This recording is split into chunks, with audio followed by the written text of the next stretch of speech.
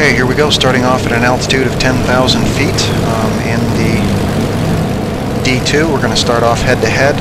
I do not usually go head-to-head directly with his guns firing directly against mine. I like to pull off to the side a little, usually off to the right. That's just a personal preference. Left, doesn't matter, whatever works for you. Pull off so it's not a direct head-to-head, so it's less likely for him to get an engine shot right off the bat, which ends the game pretty quick. He is going to come below us and looks like he's going to turn left a little slowly and pull up on us. We are going to bank around, come back up. He's climbing. So we're going to keep full throttle. We're going to climb back up. He's headed into a dive. That's fine.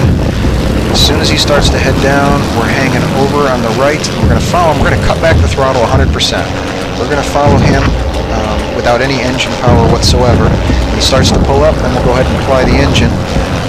We got a little bit of firing solution, so we're going to pelt him while we can. Looks like he's going to inverted roll in, and he's going to try and... Oh, he's going to climb again.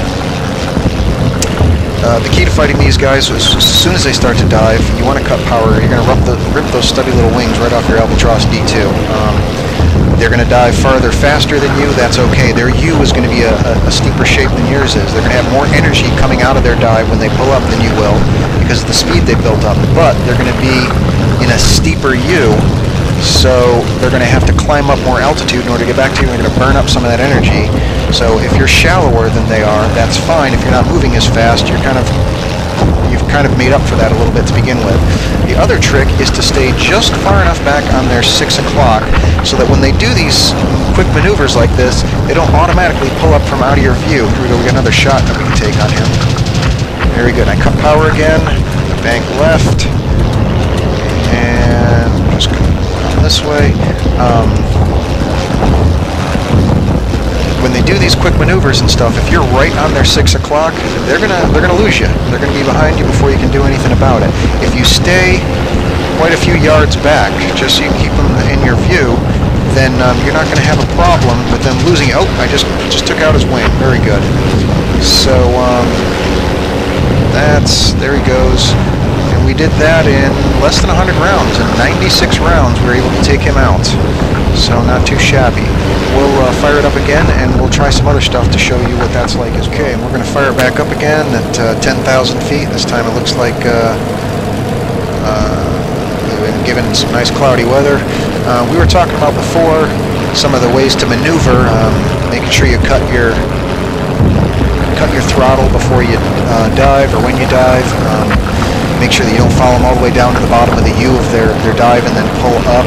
Go ahead and make it be a shallower dive so you don't need as much energy to catch back up to him. Here we go, we're cutting power again here as he goes down. We're going to counter rotate so we can get somewhere in line with behind him. Staying far enough back so his rapid maneuvers don't lose you immediately, that you've got time to correct for them. Looks like he's going back down at the left again. Now we're going to talk about when to shoot. When to shoot is really a big key because you've got a limited amount of ammo if you're flying dead is dead settings as dictated by Siggy. So you want to save your ammo, and if you're flying with true DID settings, you also got it on less accurate. And then myself, I have Krieghorn's mod on, which is ammo mod, which gets rid of all the effects that lets me know that I'm actually hitting the plane, unless I tear off a wing or set it on fire or something like that. I don't get any smoke bursts or anything. So firing is extremely important. You don't want to waste your ammo, especially if you're in a multiple plane dogfight. Never fire on a dive. It's a big waste of time. It really is. I have just never had good accuracy if you're in the middle of a dive. When you want to fire is like right now, when he's on a slow climb. There we go, I already got some smoke. He's on a slow climb. I'm going to pass him here. Hopefully he doesn't hit me on the way down. Oh! And the anti-aircraft flak below just finished him off for me. Very good then. I'll fire this up one more time. Okay, we'll set this up one more time. We're at 10,000 feet again, doing the head-to-head thing. We were talking about when to fire, when not to fire, before we're rudely interrupted by anti-aircraft fire down below. which of course does happen, but you can't count on that for victory. So let's talk some more about gunfiring rules, when to pull the trigger, when not to. I had said earlier, don't fire during a dive. The trajectory and stuff just generally is not good. It's too hard to hit. They're moving, you're moving. It's not good. Your best time to fire is, here we go, get them in view. The best time to fire is when you've got the plane moving incredibly slow or not moving at all in front of you for 3 to 5 seconds. In other words, you've got time to line up a shot. Avoid panic fire. If you feel panicked, if you feel like, oh my god, I gotta take the shot real quick, or I'm gonna miss it, then don't take the shot for 2 reasons. One, you're not gonna have enough time in order to line up the shot. And number 2, even if you squeeze off a few rounds, if they're in and out of your view that fast, only a couple of bullets are going to get in to the enemy aircraft. And the chance of it hitting an engine or the pilot or anything else, you know, vital to the aircraft is pretty slim. More than often than not, you're just going to waste your ammo if it's going to be a 1-second burst or a half-second burst or anything like that. You want to wait till they're slow moving in front of you or static relative to the front of your aircraft for 3 to 5 seconds. This guy's going to stall out, but I don't think... Yeah, see, I'm not going to have the right angle of trajectory. I'm going to flip it over here. Rebuild up my airspeed, find out where he's at. Doop-doo. There he is. He's going to fly right down past me. That's fine. There we go. Okay. He's getting right in on me. Perfect. Okay, there we go. We're back on his tail again. No problem. When he pulls up, like right now, he's slow in front of me for several seconds. See how he just kind of hung there almost in front of me? Sure enough, I get some shots in on him, and I'm going to do some damage with that. If it's like a quick 1-second burst or so, it's unlikely that I'm going to do any significant damage to him. If he's at the top of a stall out, if he's stalled out at the top of a loop or something like that, if he's been damaged where his plane can't maneuver, if he's been wounded where he just, you know, can't really pilot anymore properly, those are the times to take the shots.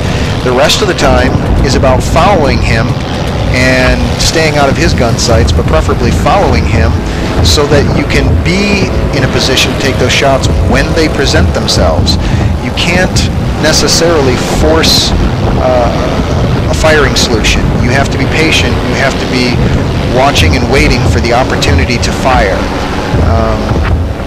And that means doing an awful lot of flying sometimes, if necessary, and that's okay. But at some point, he's going to be nice and slow right in front of your plane, just like that. That's when you shoot. Panic fire doesn't do you any good. It's not gonna make a difference. And he is smoking. I think that's 2 bursts into him, and he's already smoking and possibly going in. We shall see. But since he's wounded and going slow, now what we do is we cut back power and take another nice long burst into him. And my guess is going to be that he's going to crash right into those trees. That's when to fire, when you get those nice long opportunities to fire. Sure enough, there he goes. He's dead. If you feel panicked, don't push that button. It's not going to do you any good whatsoever. Always aim for metal or meat, just like they did in the real war. Don't bother aiming for anything else. If you can take a shot, make sure it's a shot for either the pilot or the engine, if at all possible. And don't be afraid to cut your throttle in order to buy yourself some more time to line up that target so you have the maximum amount of time to actually shoot. It's not about full throttle all the time. It's about maximum time in front of your guns.